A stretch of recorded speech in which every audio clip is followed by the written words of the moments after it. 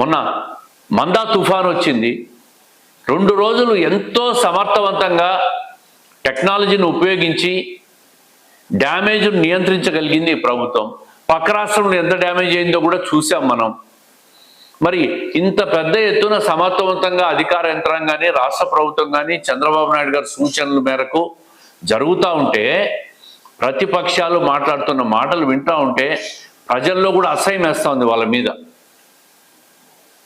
Medical కాలేజీలో 1 కోటి సంతకాల ఉద్యమం ఉంటారు. ప్రజలెవరు సంతకాలు పెట్టట్లే వీళ్ళకు. వీళ్ళే రోడ్ల కూడల్లో కూర్చొని సంతకాలు పెట్టుకుంటూ ఉంటారు. వీళ్ళే పెట్టి ప్రజలు పెట్టినారని చెప్తా ఉంటారు. వీళ్ళు చేసే ఆందోళనకి ఎక్కడ స్పందన ఉండదు.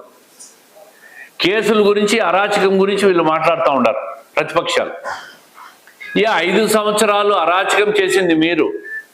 ఒక ఎన్నికల ప్రహసాన్ని, లోకల్ బాడీ ఎన్నికలను మీ సొంత పార్టీ ఎన్నికలుగా మార్చుకొని మీ ఇష్టం వచ్చినట్లు ప్రజాస్వామ్యాన్ని అపహాసం చేసింది మీరు.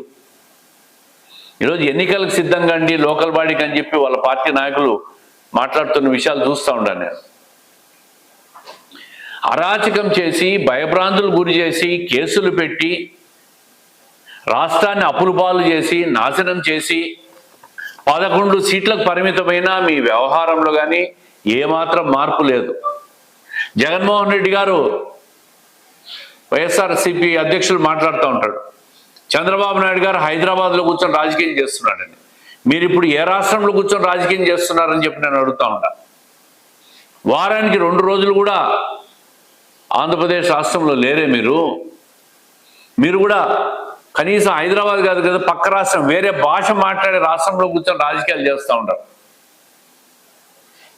మీ పార్టీ పరిస్థితి చూశారు. ఈరోజు 151 సీట్లు వచ్చిన పార్టీ ఈరోజు 11 సీట్లకు పరిమితం అయిందంటే ప్రజలు మీ ప్రభుత్వం మీద ఎంత అసహించుకున్నారో, ఒక్క ఛాన్స్ అని చెప్పి అధికారంలోకి వచ్చిన మిమ్మల్ని ఏ విధంగా ఇంటికి సాగనంపినారో ఒక్కసారి మీరు ఆత్మావలోకం చేసుకోండి. ఒక సుపరిపాలన ఇస్తున్న ప్రభుత్వాన్ని, ఒక అనుభవం ఉన్న నాయకుడు, 4వసారి ముఖ్యమంత్రిగా పనిచేస్తున్నాం చంద్రబాబు నాయుడు గారి పరిపాలన చూడండి.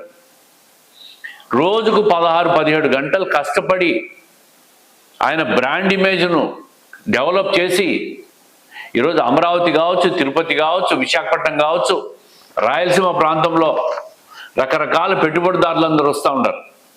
ఆయనను చూసి వస్తూ ఉంటారు. దానివల్ల బ్రాండ్ ఇమేజ్ క్రియేట్ అవుతూ ఉంది.